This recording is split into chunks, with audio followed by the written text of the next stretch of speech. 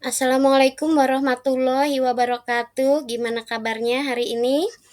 Alhamdulillah kita bisa ketemu lagi di mempelajari ilmu ekonomi dengan tema konsep dasar ilmu ekonomi. Anak-anakku yang ibu sayangi, tujuan pembelajaran kita mempelajari konsep dasar ilmu ekonomi agar kalian sebagai peserta didik mampu mengidentifikasi, mengemukakan konsep dasar ekonomi dan menganalisa serta menyimpulkan informasi atau data yang berhubungan dengan prinsip ekonomi dengan baik dan penuh tanggung jawab dan disiplin. Adapun indikator pencapaian kompetensi yang pertama, siswa dapat mengidentifikasi konsep dasar ekonomi. Yang kedua, siswa dapat mengemukakan konsep dasar ekonomi.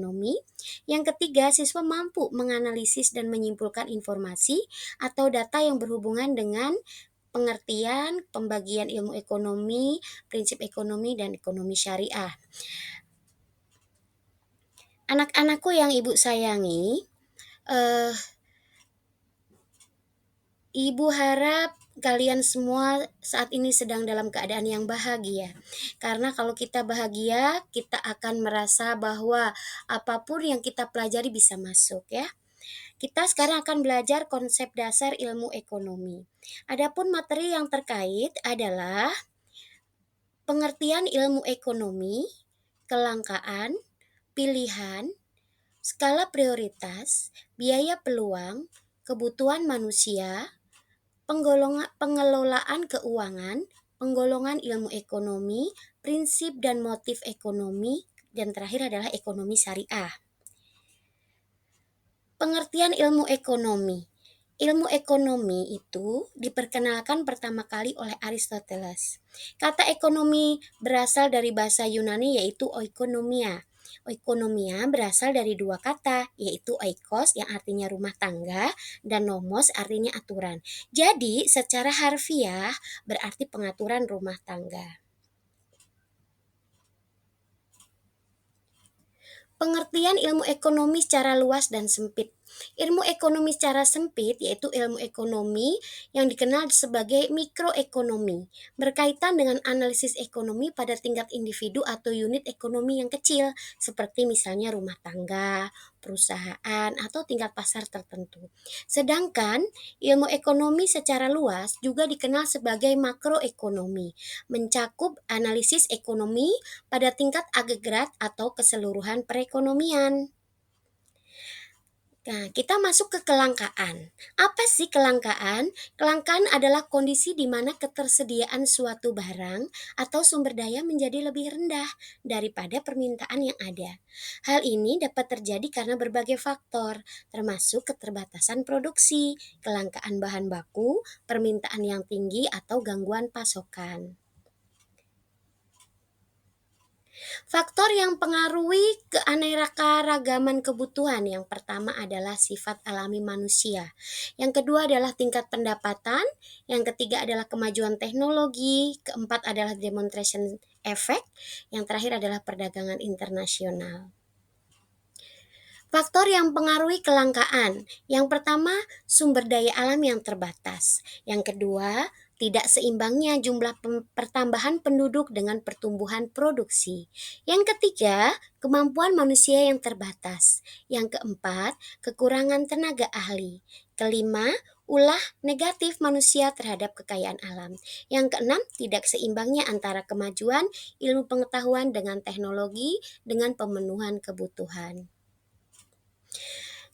Setelah kita mempelajari ilmu ekonomi, kemudian kita tahu tentang kelangkaan ya. Sekarang kita ke skala prioritas. Apa itu skala prioritas? Skala prioritas adalah penentuan urutan atau tingkat kepentingan dari berbagai tujuan atau kebutuhan yang harus dipenuhi. Pertimbangan menyusun skala prioritas. Yang pertama tingkat pendapatan, yang kedua status sosial, yang ketiga lingkungan. Kemudian kita ke pengelolaan keuangan. Manfaat mengelola keuangan untuk kita pribadi sebagai berikut. Yang pertama, kita bisa belajar menyusun anggaran sederhana atau sering kita sebut dengan budgeting. Kedua, kita membiasakan kita untuk menabung. Ya, ini adalah suatu kebiasaan baik. Yang ketiga, mengenal perbankan. Kebutuhan. Kebutuhan, kita sering dengar kata kebutuhan. Apa sih itu kebutuhan? Kebutuhan merujuk pada segala sesuatu yang diperlukan oleh individu atau masyarakat untuk memenuhi kehidupan sehari-hari, menjaga kesejahteraan dan mencapai tujuan tertentu. Kebutuhan dapat beragam dan bervariasi antara individu yang satu dengan satunya akan berbeda, kelompok yang satu dengan satunya berbeda. Hal ini juga dipengaruhi oleh seperti usia, budaya, lingkungan, dan kondisi ekonomi. Macam-macam kebutuhan manusia. Menurut intensitas kebutuhannya, ada kebutuhan primer, kebutuhan sekunder, kebutuhan tersier. Menurut sifat bentuk dan sifatnya, ada kebutuhan jasmani, kebutuhan rohani. Menurut waktunya, ada kebutuhan sekarang, kebutuhan masa depan, dan kebutuhan yang akan datang. Terakhir ada kebutuhan darurat, betul. Itu menurut waktunya ya. Sedangkan menurut subjek yang membutuhkan, ada kebutuhan individu dan kebutuhan kelompok. Kemudian kita ke biaya peluang. Apa sih biaya peluang itu? Biaya peluang adalah konsep dalam ekonomi yang mengacu nilai yang dikorbankan ketika memilih salah satu pilihan daripada yang lain. Ini menggambarkan manfaat yang hilang atau keuntungan yang tidak diperoleh karena memilih suatu alternatif. Oke, kita ke prinsip tindakan dan motif ekonomi. Prinsip ekonomi, sering dengar ya. Apa sih prinsip ekonomi? Prinsip ekonomi adalah aturan atau pedoman yang mengatur perilaku ekonomi individu, perusahaan atau masyarakat secara keseluruhan, ya. Prinsip ini membantu dalam pengambilan keputusan ekonomi yang efisien dan efektif. Seperti bagaimana mendapatkan hasil sebanyak-banyaknya dengan pengorbanan sekecil-kecilnya gitu ya. Kemudian yang kedua adalah motif ekonomi. Motif faktor yang mempengaruhi perilaku ekonomi individu atau perusahaan. Motif ekonomi melibatkan keinginan dan dorongan untuk memenuhi kebutuhan, mencapai tujuan keuangan dan memaksimalkan keuntungan. Itu motif-motif. Kemudian kita ke tindakan ekonomi. Setelah kita tahu prinsip dan motif ekonomi, apa sih tindakan ekonomi itu? Tindakan ekonomi adalah perilaku yang melibatkan penggunaan sumber daya ekonomi untuk memenuhi kebutuhan dan mencapai tujuan ekonomi. Tindakan ekonomi itu bisa meliputi pembelian, penjualan barang, jasa, investasi, penggunaan sumber daya, pengambilan keputusan konsumen, serta kegiatan bisnis dan produksi. Tindakan ekonomi juga mencakup interaksi antara produsen dan konsumen serta keputusan pemerintah yang mempengaruhi kegiatan ekonomi. Ilmu ekonomi terbagi jadi dua, ya. Ada ada ekonomi positif, ada ekonomi normatif. Sedangkan ilmu ekonomi juga terbagi dalam dua juga, ada ekonomi teori dan ekonomi terapan. Teori dibagi menjadi dua, ada ekonomi makro dan ekonomi mikro. Sedangkan ekonomi terapan itu meliputi banyak, bisa ekonomi pembangunan, ekonomi industri, ekonomi politik, internasional, dan lain-lain ya. Kemudian kita ke ekonomi syariah. Syariah, dengar kata syariah sudah tentu ekonomi syariah adalah suatu sistem ekonomi yang didasarkan pada prinsip-prinsip Islam dan hukum syariah.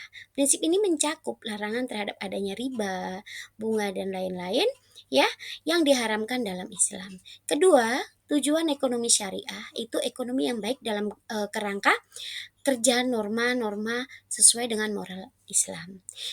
Yang kedua, persaudaraan atau kesejahteraan universal. Yang ketiga, distribusi pendapatan yang merata. Yang keempat, kemerdekaan dari individu dalam konteks kesejahteraan sosial. Prinsip ekonomi syariah. Hukum dari satu, yang pertama adalah hukum dari semua aktivitas ekonomi pada awalnya diperbolehkan. Kedua, muamalah hendaknya dilakukan dengan cara suka sama suka dan tidak ada unsur paksaan. Ketiga, mendatangkan maslahat dan menolak mudarat bagi kehidupan manusia. Keempat, aktivitas ekonomi harus terhindar dari unsur riba dan lain-lain yang diharamkan berdasarkan syara. 5. Kebebasan individu, hak terhadap harta, ketidaksamaan ekonomi dalam batas yang wajar.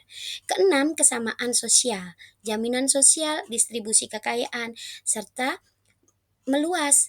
Kemudian ada larangan menumpuk kekayaan dan kesejahteraan individu dan masyarakat.